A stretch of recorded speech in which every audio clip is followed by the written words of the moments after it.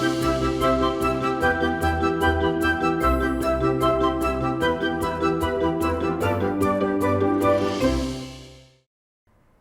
And welcome. मैं हूं प्रियंका संभाव। हर शाम को 4 बजे आपके साथ लाइव जुड़ती हूं और हम बात करते हैं कि आप अपने पैसों का ख्याल कैसे रखें। यानी हमारी कोशिश होती है कि हम आपकी फाइनेंशियल प्लानिंग में मदद कर सकें। वो सारे सवाल जो आपको रोकते निवेश करने में, उन सवालों का जवाब दे सकें। वैसे मैं चाहती हूँ कि 2024 को आप वो साल बनाइए जब आप केवल पैसों के लिए काम ना कर रहे हो, बल्कि आपका पैसा आपके लिए काम करे। ऑथर और एनालिस्ट मोनिका हालन की किताब लेट्स टॉक म्यूचुअल फंड्स की पहली लाइन है कि हम पैसों के बारे में तब तक सोचना नहीं शुरू करते जब तक आप पैसों को लेकर कहीं फंस नहीं जाते, कोई इमरजेंसी नहीं आ जाती या कोई बड़ा एसेट आप नहीं खरीदना चाहते। यानी जब तक फंसते नहीं है तब तक पैसों के बारे में सोचते नहीं और उसी रट में लगे रहते कि भाई कमाओ, खर्च करो, फिर अगले महीने पैसे आ जाएंगे, फिर वो खर्च होंगे, और इसी चक्कर में हम फंसे रहते हैं। तो पैसे को बढ़ाने का काम आप कैसे करें? वेल्थ क्रिएशन बहुत इंपॉर्टेंट पार्ट है फाइनेंशियल प्लानिंग का। आज यही हम समझने वाले हैं। और क्या म्यूचुअल फंड में सिस्टमैटिक इन्वेस्टमेंट प्लान इसका जवाब है? अगर है तो आपको सिप कैसे करनी चाहिए, किस तरह की स्कीम्स चुननी चाहिए, निवेश का सही तरीका क्या होगा? तो इन सब पर आज हम बात करेंगे, जिनका जिक्र मैंने अभी किया, ऑथर और एनालिस्ट मोनिका हालन। और इन्हें मैं कहती हूँ, मेरे लिए तो ये पर्सनल फाइनेंस गुरु हैं, क्योंकि इन्होंने बहुत कुछ समझाया है। इनके आर्टिकल्स मैं पढ़ती रहती हूँ और आज मेरे साथ जुड़ चुकी हैं Monika Halan. Thank you so much Monika. It is so nice कि आप मेरे 2024 के पहले हफ्ते में आप मेरे साथ हैं। So I see it as a good sign. Thank you so much for taking out time for My us. privilege, Priyanka, my privilege. Happy New Year to you and all the viewers. Thank you so much. So अगर आप भी मोनिका से सवाल पूछना चाहते हैं, यही मौका है, लाइव पूछिए। मुझे पता आप उनके पॉडकास्ट में उनसे सवाल पूछ सकते हैं, आप उनसे डायरेक्टली जुड़ के भी सवाल पूछ सकते हैं, लेकिन आज हमारे शो का भी हिस्सा बनिए और मोनिका से सवाल पूछना चाहते हैं तो मैं क्विकली बता देती हूँ कैसे भेज सकते हैं अपने सवाल। आप हमें व्हाट्सएप कर सकते हैं 9311211874 पर, ईमेल कर सकते हैं money9query@tv9.com पर। In fact live top chat box पर, यानी कि जो जहाँ पे आप कमेंट लिख सकते हैं ना, वहाँ पर भी मैं देख रही हूँ कुछ लोगों ने सवाल भेजना शुरू कर दिया। Thank you so much. अपने निवेश से जुड़े हुए सवाल को आप जितना क्लियरली पूछेंगे, जब मैं कहती हूँ ना क्लियरली, तो क्या होता है जब आप इन्वेस्टमेंट का सवाल है ना, तो हमें ज़रूर अपनी एज बताइए, आप बताइए क्या गोल है आपका।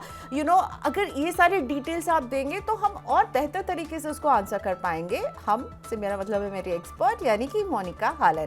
Thank you Monika. आपकी किताब काफ़ी छाई हुई है, आप कहीं से भी गुजरे हर बुक शॉप में नजर आ रही है, let's talk mutual funds, and I thought that you would be the right person to have you on this show.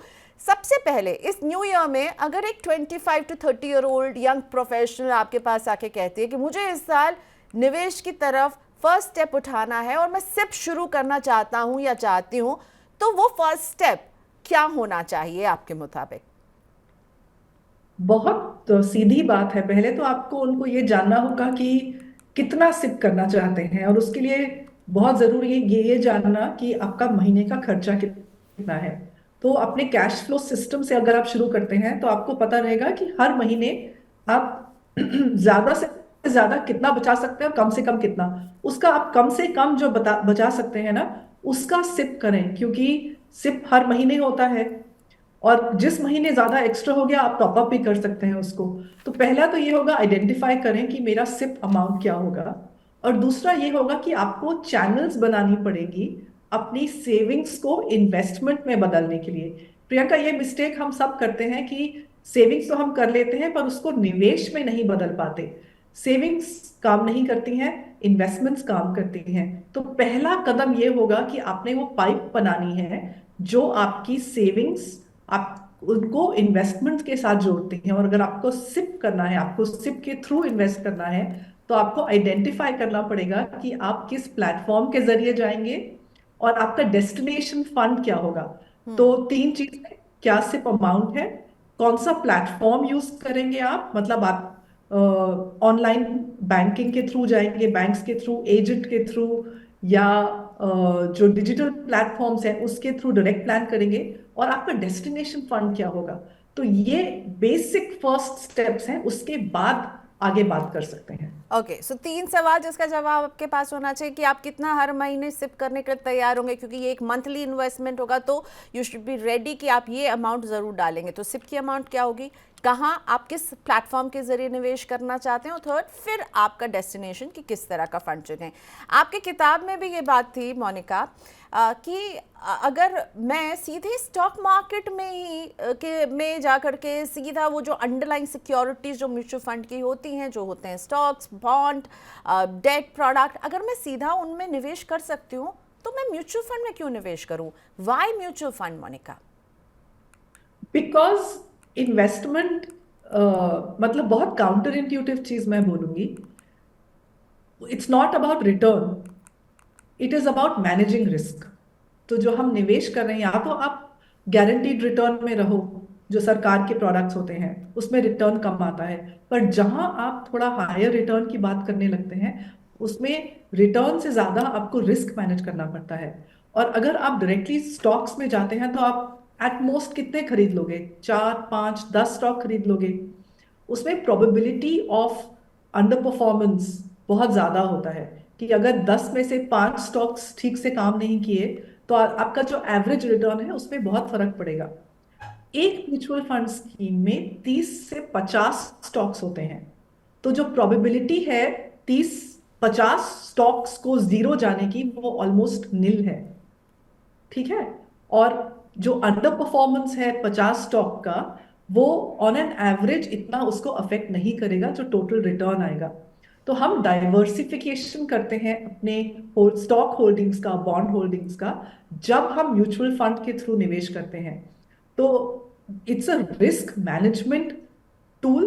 आप हमको रिटर्न भी चाहिए, पर हमको पर यूनिट जो रिटर्न हमको रिस्क लेना है वो कम लेना है।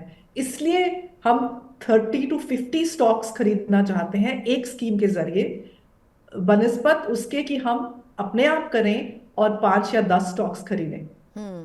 ओके, सो आपका बास्केट बड़ा हो जाता है और आपको इसीलिए रिस्क को भी कम करने में मदद मिलती है। रिस्क पर मैं थोड़ा सा आगे बात करूंगी, लेकिन आपने अभी कहा ना कि सेकंड क्वेश्चन, जो कोई फर्स्ट टाइम इन्वेस्ट करना चाहता है कि वो कैसे करे, कहाँ किस प्लेटफॉर्म का इस्तेमाल करे। और अब तो इतने सारे प्लेटफॉर्म हैं, इतने सारे ऐप्स हैं, और कैम्स है, CDSL के प्लेटफॉर्म है, बैंक के ऐप में भी म्यूचुअल फंड के निवेश करने का वो अब आपको ऑप्शन देने लगे हैं।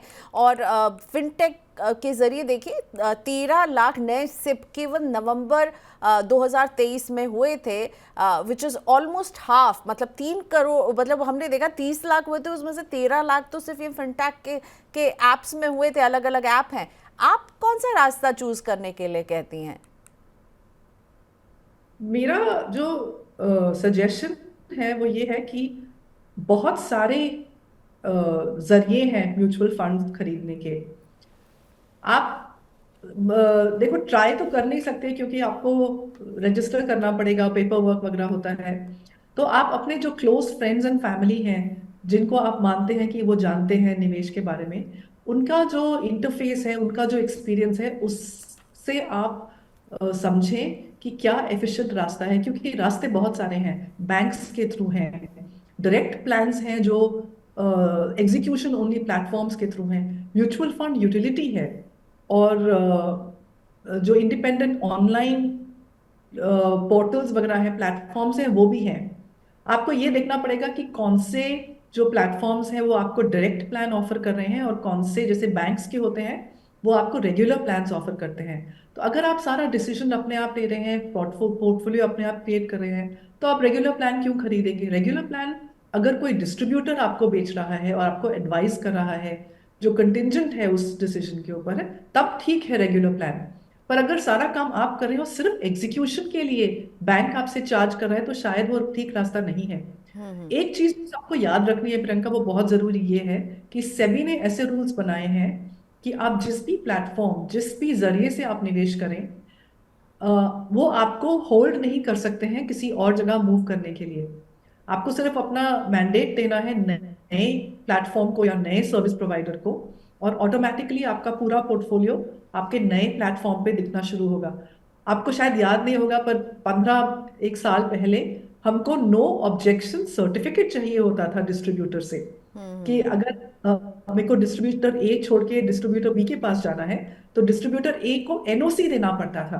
तो सेबी ने इन्वेस्टर इंटरेस्ट में बहुत सारे कदम उठाए हैं, और उनमें से एक ये है कि आपका जो मूवमेंट है between platforms, distributors, online agencies, वो सीमलेस हो गया है।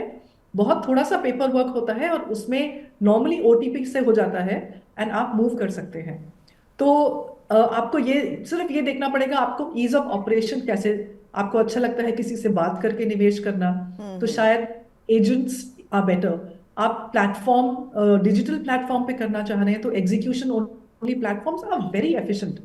And again you must remember कि आपका पैसा किसी के पास रुकता नहीं है, आपके बैंक से सीधा म्यूचुअल फंड में जाता है।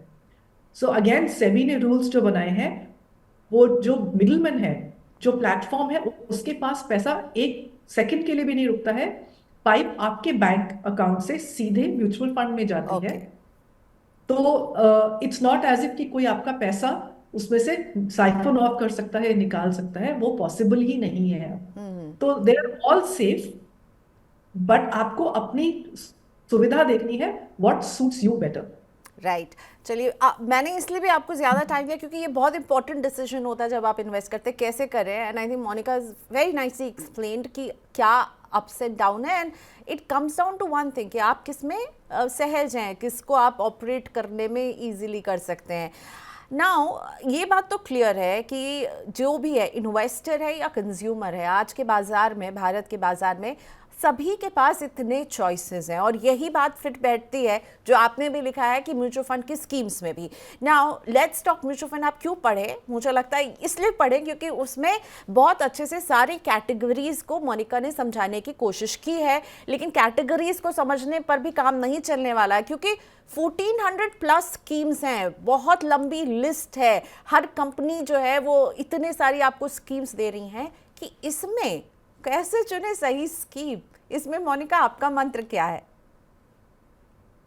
पहले तो कैटेगरीज समझना बहुत जरूरी है, इसीलिए किताब में मैंने पूरा चैप्टर कैटेगरीज एक्सप्लेन करने को लगाया है कि जब आप कार खरीदने जाते हैं, तो आप पहले तो ये मन बनाएंगे ना कि एसयूवी खरीदनी है, या सिडान है, या स्मॉल कार है, या ऑफ रोडर है, या लग्जरी कार है। आप अपनी कैटेगरी पहले चूज करोगे, और फिर उस कैटेगरी में जितनी ब्रांड्स हैं उसको आप एग्जामिन करोगे, अपना बजट देखोगे, उसके फीचर्स देखोगे। तो सबसे पहले म्यूचुअल फंड्स को भी आप ऐसे देखो कि अगर जैसे इक्विटी है, उसमें 11 कैटेगरीज हैं। लार्ज कैप से शुरू होता है, और हर एक तरह, large, large and mid cap, small cap, flexi cap, multi cap, all kinds of categories are there. आपको जो रेलेवेंट कैटेगरीज हैं वो 3 या 4 ही रह जाती हैं मेरे हिसाब से। तो अगर आप large, large mid, mid and small categories, 4 categories में ही रहें, तो आपके लिए काफी है। क्योंकि देखो, 11 कैटेगरी तो कहीं नहीं चाहिए पोर्टफोलियो में। आप 4 कैटेगरीज शॉर्टलिस्ट करो, और फिर उसके बाद अ, अगर आपने पोर्टफोलियो में डिसाइड किया है कि मुझे 50% लार्ज कैप में डालना है, तो फिर डिसीजन ये होता है कि एक्टिव या पैसिव। एक्टिव में आपको फंड सेलेक्ट करना पड़ेगा, और पैसिव में तो बहुत सिंपल है, आपने इंडेक्स फंड खरीदना है। पर जब हम एक्टिव फंड की बात करते हैं, प्रियंका, तो बहुत जरूरी है, आपको कंसिस्टेंसी ऑफ रिटर्न देखना है। आपको हमको लास्ट ईयर का विनर नहीं खरीदना है। मुझे ये देखना है कि 10, 15, 20 साल से कौन सा फंड इस कैटेगरी में जो मैंने चूज करी है हमेशा फर्स्ट क्वार्टाइल में रहा हो। मतलब जो टॉप 25% फंड्स हैं, उसमें मेरा फंड जो मैं सेलेक्ट करूंगी उसमें रहा हो। मुझे ओके। कंसिस्टेंसी देखनी है, मुझे लास्ट ईयर का विनर नहीं खरीदना है।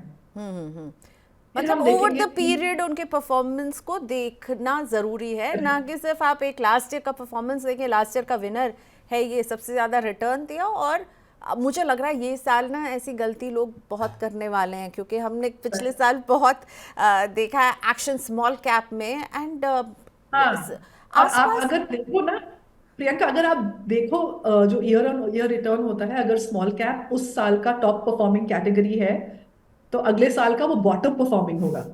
तो फिर मैं इसको इतना एम्फोसाइज कितना करूं, मुझे नहीं समझ आता कि सिर्फ एक कैटेगरी में पैसा नहीं डालना है, आपको पोर्टफोलियो बनाना है। बिल्कुल, आपको सारी डाइवर्सिफिकेशन कम्स हियर, हाँ, डाइवर्सिफिकेशन। और correct। Ideal absolutely. डाइवर्सिफिकेशन आप क्या सजेस्ट करते हैं, क्या कहती है? एक एक ये आइडियल बहुत सिंपल है। पोर्टफोलियो तो आई एम श्योर मेरा पोर्टफोलियो और मोनिका जी का पोर्टफोलियो अलग होगा, आप जो देख रहे हैं उनका अलग होगा, लेकिन फिर भी एक कुछ कुछ टिप्स आप देंगे कि डाइवर्सिफिकेशन के लिए आपको क्या करना चाहिए? बहुत बेसिक पोर्टफोलियो है, और मैं आपको सच बताऊं, मेरा जो पर्सनल मंत्रा है वो कीप इट सिंपल है।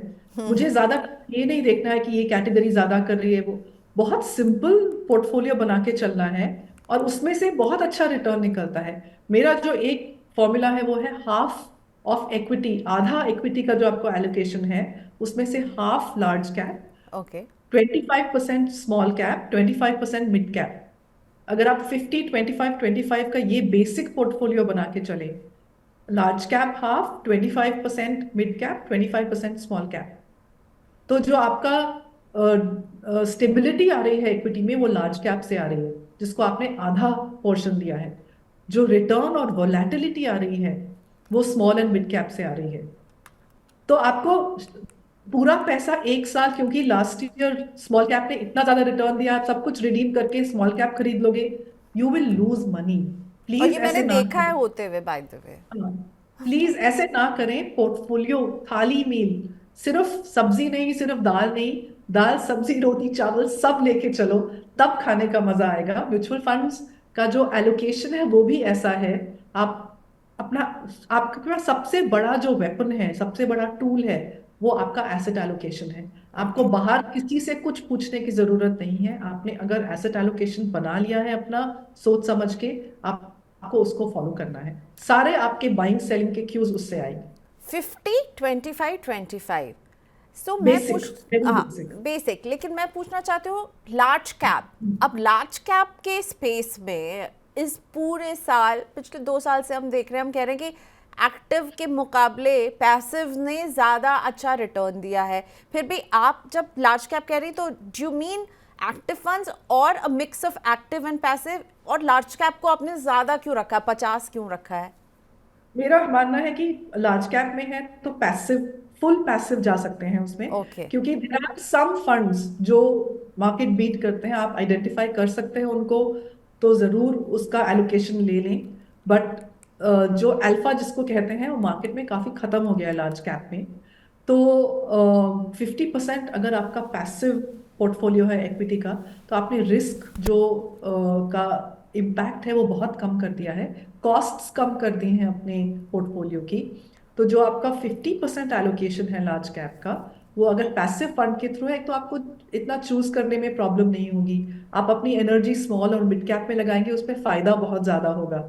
और इसमें आप लो ट्रैकिंग एरर और लो एक्सपेंस रेशो वाला कोई भी निफ्टी 50 या सेंसेक्स का passive index fund, not ETF, ETF में लिक्विडिटी प्रॉब्लम्स हो जाती हैं, थोड़ी सेल करने जाते हैं तो, पर इंडेक्स फंड ले लें, that it's you get market return. जो सेंसेक्स का रिटर्न आएगा वो आपको मिलेगा लॉन्ग टर्म, और वो बुरा रिटर्न नहीं है। जो रिटर्न किकर है वो आपका आएगा स्मॉल और मिड कैप से। ओके।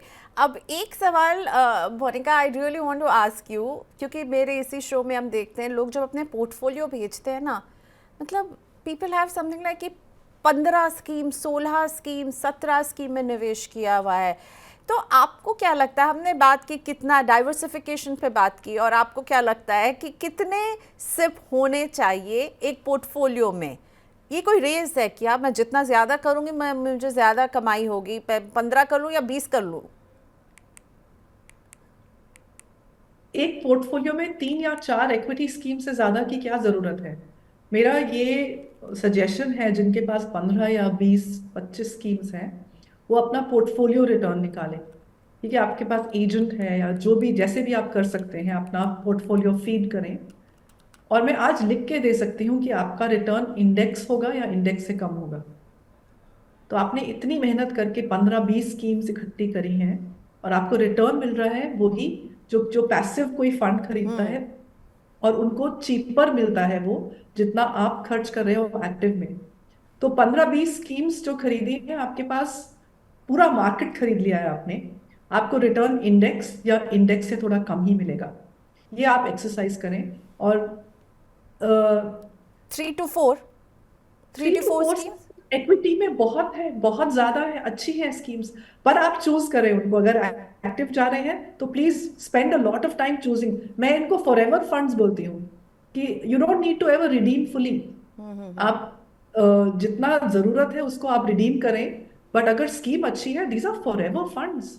ओके। आपको रिडीम क्यों करना है? क्या करना है आपको? पैसा क्या करोगे उस पैसे का? तो एक माइंडसेट बदलना है कि प्रॉफिट बुक करके हम निकल जाएं। निकल के क्या करोगे उस पैसे का? वापस कहीं डाल। तो अगर अच्छी स्कीम है तो चलने दीजिए उसको।